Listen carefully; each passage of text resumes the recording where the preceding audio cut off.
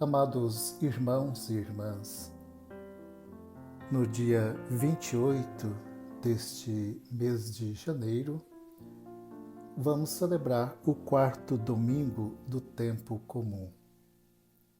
E o tema muito forte e presente é o da autoridade de Jesus, que é capaz de fazer os demônios calarem, de libertar a humanidade ferida pelo mal, de trazer a libertação. Jesus é o novo profeta, é o novo Moisés, que traz mais vida para as pessoas. E estamos vivendo o ano da oração.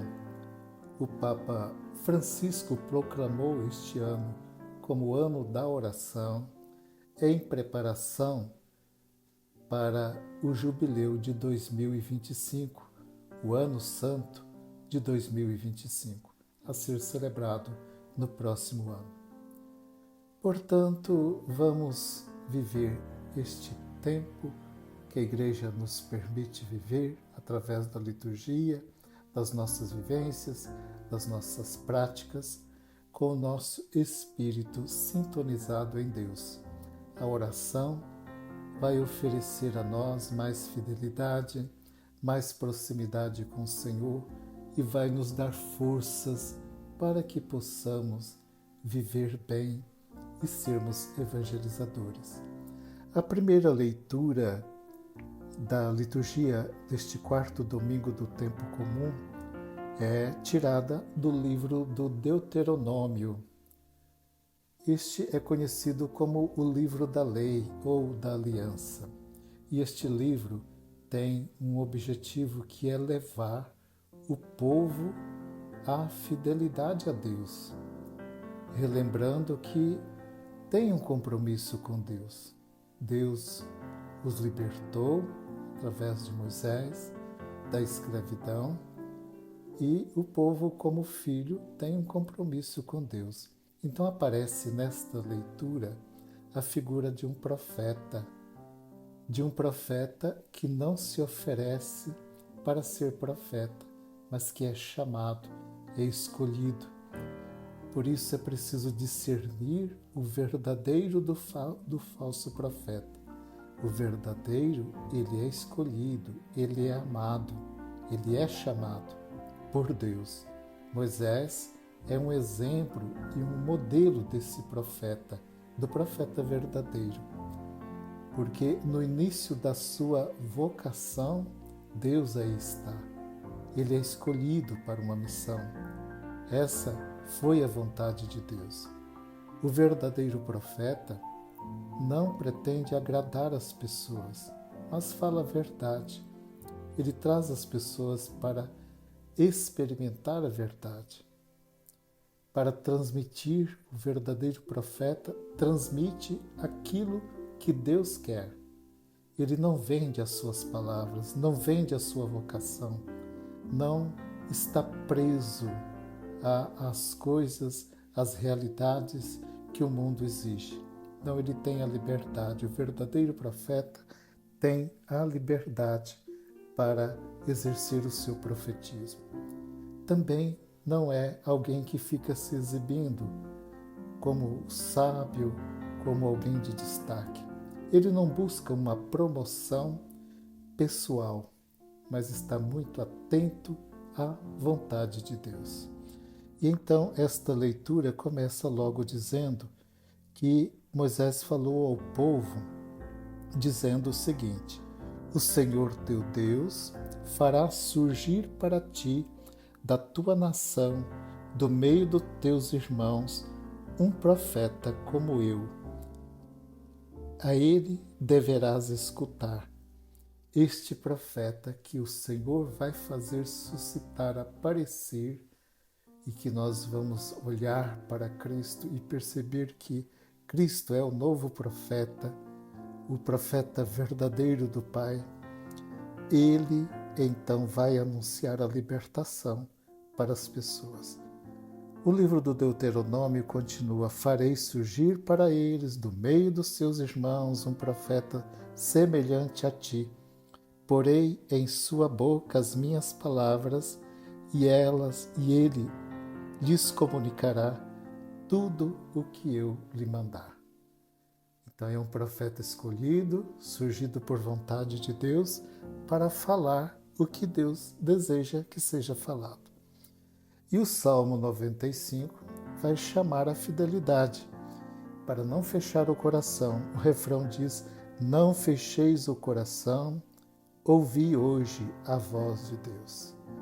Houve um tempo na caminhada do povo liberto da escravidão que houve uma revolta contra Deus, houve uma descrença, e o salmista diz: oxalá ouvisseis hoje a sua voz, não fecheis os vossos corações como em Meriba, como em Massa, no deserto aquele dia em que outrora vossos pais me provocaram.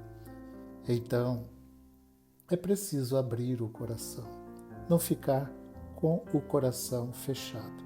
A segunda leitura da carta de São Paulo aos Coríntios, ela vai fazer um elogio ao celibato. Paulo, ele tem uma predileção pelo celibato, mas igualmente também considera o casamento como um dom de Deus. Então é viver o chamado de Deus, é viver o que foi chamado, o que o Senhor indicou, o que o Senhor orientou para que pudesse assim viver. Nós vamos encontrar na liturgia deste quarto domingo do tempo comum, nós vamos encontrar uma imagem que vai aparecer algumas vezes no Evangelho de Marcos. Marcos tem a missão, o objetivo de apresentar Jesus como Filho de Deus. E então aparece a imagem do Jesus exorcista, aquele que tem uma autoridade sobre os demônios. Jesus está em Cafarnaum, ele entra na sinagoga. A sinagoga é um lugar de louvor a Deus, é um lugar de oração, não é lugar do sacrifício, porque os sacrifícios eles eram realizados no templo. E as sinagogas, ela era cuidada por pessoas, administrada por pessoas não consagradas, não eram sacerdotes, mas numa linguagem nossa hoje diríamos os leigos. Então assim era organizada, conduzida a sinagoga, e as autoridades da lei ali também frequentavam. E quando Jesus entra, ele encontra um homem possuído por um espírito mau. É um tanto curioso, ele está num lugar sagrado, ele está num lugar de oração, ele está num lugar do louvor a Deus, mas este homem está possuído por um espírito mau, por um espírito imundo. Não é o Espírito Santo que está agindo nele, mas um espírito mau. E este homem, possuído pelo espírito mau, então aclama, o espírito mau clama dizendo: viestes para nos incomodar, perder-nos. Quando ele diz isso, nos remete ao pecado de Adão e Eva, daquela herança que a humanidade recebeu dos primeiros pais. E havia a expectativa do cumprimento daquela promessa de que o mal seria vencido, que haveria inimizade entre a mulher e a serpente. A mulher iria esmagar a cabeça da serpente, ela procuraria morder no seu calcanhar. Então o espírito imundo, percebendo a presença de Jesus, ele entendeu: chegou a nossa destruição, chegou o nosso fim. É a promessa que estava se cumprindo. E ele diz: sei quem tu és o Santo de Deus. Este título Santo de Deus, ele era dado aos sumos sacerdotes. Então o diabo reconhece que Jesus não é só o Messias da descendência de Davi, mas que ele é o Santo de Deus com toda a autoridade sobre os demônios. E Jesus então manda que ele se cale e saia daquele homem. Então Jesus tem autoridade, as pessoas ficaram admiradas com a autoridade de Jesus. Jesus demonstra o seu poder como Moisés costumava fazer. Jesus demonstra aí o seu poder. A questão dos demônios, que muitas pessoas hoje questionam, achariam até melhor que não existisse. Ele é apesar de ser um dogma de fé, o Catecismo da Igreja afirma que esses exorcismos realizados por Jesus da expulsão de demônios, eles não são histórias contadas de forma assim alheia, sem fundamentos. O Catecismo da Igreja afirma que os exorcismos de Jesus são reais. Não é uma representação psicológica.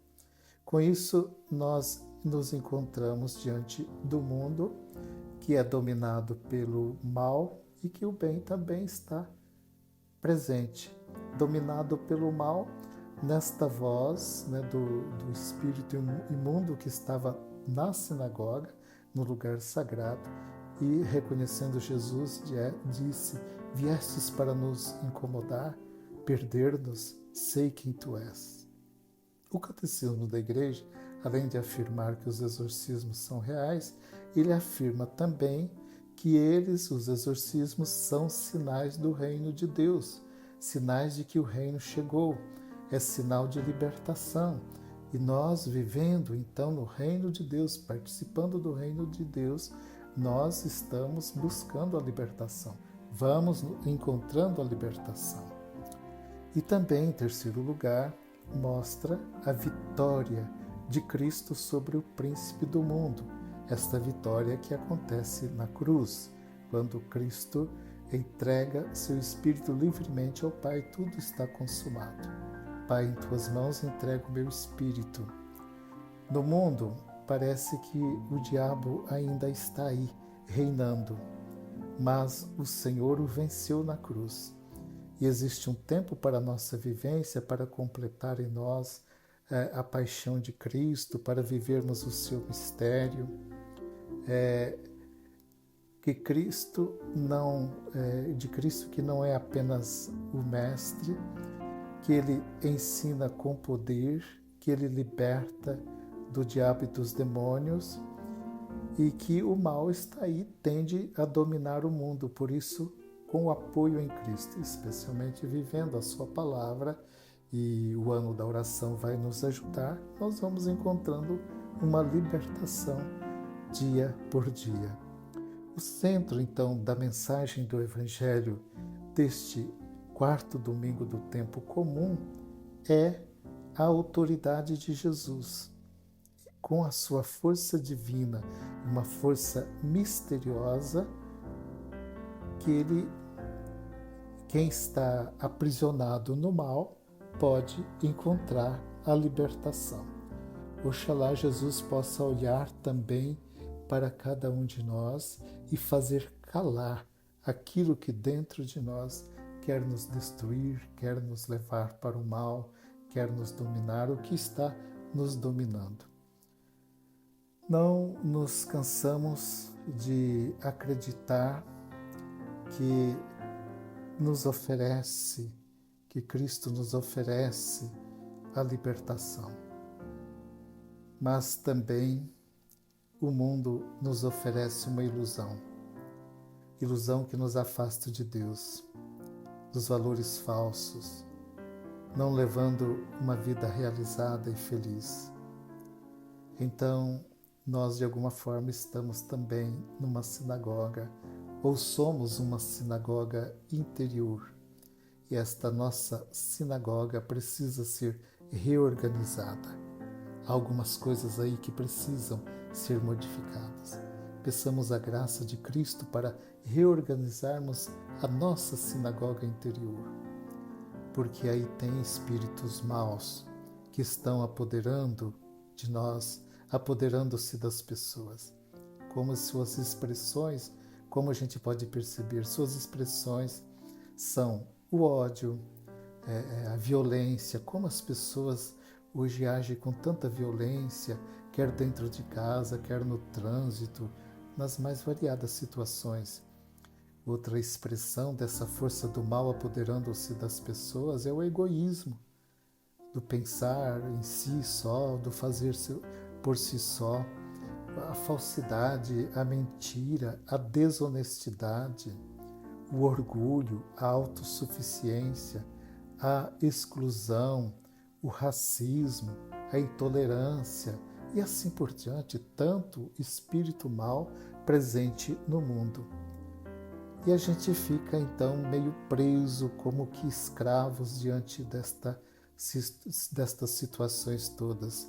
Ser escravo é não conseguir se libertar destas coisas, é querer permanecer, é não se libertar dos vícios, da bebida, da comida, da maledicência, da maldade, da autossuficiência, do orgulho, do ódio, da exclusão e assim por diante. Então, a nossa sinagoga precisa ser modificada. É preciso que Jesus entre nela e que Jesus, com a sua autoridade, faça calar os espíritos maus que estão dentro de nossas sinagogas interiores. É preciso reorganizar o nosso itinerário de vida, mudar aquelas coisas que não estão bem, que estão nos destruindo, inclusive às vezes até a necessidade de refazer, repensar a imagem que nós temos do Senhor nosso Deus. Jesus vai começar a sua missão onde os espíritos maus estão produzindo estragos nas vidas humanas. E a sua missão é de aliviar o sofrimento, é de reconstruir o homem ferido, retirando, curando os seus traumas, a sua rejeição, o moralismo, o legalismo, tudo aquilo que esteja destruindo. Portanto, amados irmãos e irmãs, neste quarto domingo do tempo comum, vamos fazer uma revisão sobre a nossa sinagoga interior e ver quem é que está dentro dela, quem é que está atuando nela. É o Senhor que está atuando ou é o espírito do mal que apodera e que não deixa crescer, que domina, que causa estrago? Vamos abrir a porta do nosso coração, da nossa sinagoga interior, deixar o Senhor entrar e com voz forte, com a sua autoridade, Ele possa dizer: cala-te, saia deste homem, deixa-o viver. Ele é meu, pertence a mim e com seu sangue Ele nos libertou e nos trouxe a vida. Amado irmão, amada irmã, tenha um abençoado domingo, dia do Senhor, e vivamos com alegria e esperança o ano da oração. Deus os abençoe.